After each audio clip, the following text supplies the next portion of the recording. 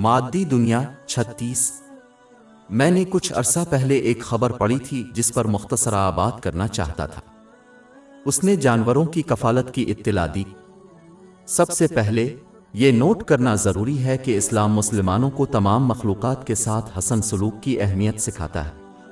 مثال کے طور پر امام بخاری کی کتاب ادب المفرد نمبر 378 میں ایک حدیث میں ایک ایسے شخص کا ذکر ہے جسے اللہ تعالیٰ نے معاف کر دیا کیونکہ اس نے ایک پیاسے کتے کو کھانا کھلایا تھا۔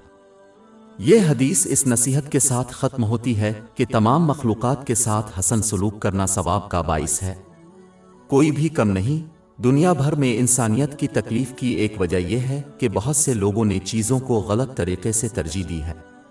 مثال کے طور پر کچھ انسانوں سے زیادہ جانوروں کی فلاح و بہبود کے بارے میں فکر مند ہے۔ جب کوئی جانوروں سے محبت کرنے والوں کے رویے کا مشاہدہ کرتا ہے تو یہ بالکل واضح ہے۔ مسلمانوں کی اکثریت نے دنیاوی دنیا کے لیے کوشش کو دائمی آخرت پر ترجیح دی ہے۔ یہ اس وقت ظاہر ہوتا ہے جب کوئی ان کے عام روزمرہ کے معمولات کا مشاہدہ کرتا ہے۔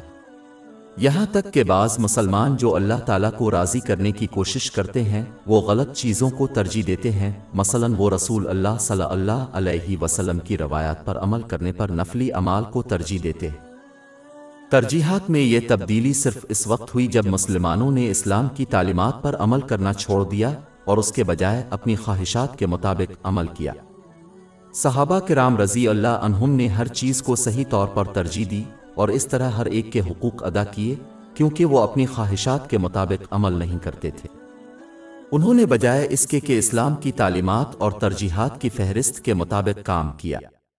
جس نے ان کی زندگیوں کا مطالعہ کیا ہے اس پر یہ بات واضح ہے۔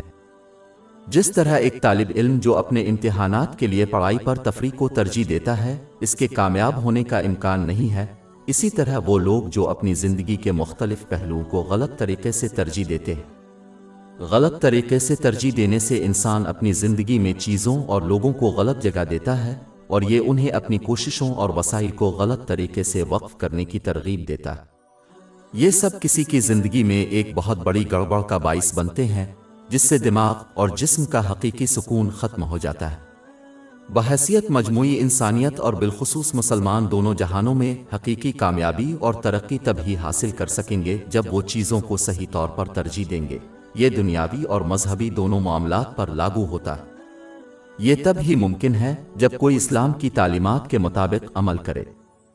ترجیحات کی اس فہرست کو دوبارہ ترتیب دینے سے انسانیت کے لیے مسائل ہی پیدا ہوں گے جو تاریخ کے اوراق پلٹنے سے بالکل عیاں ہیں۔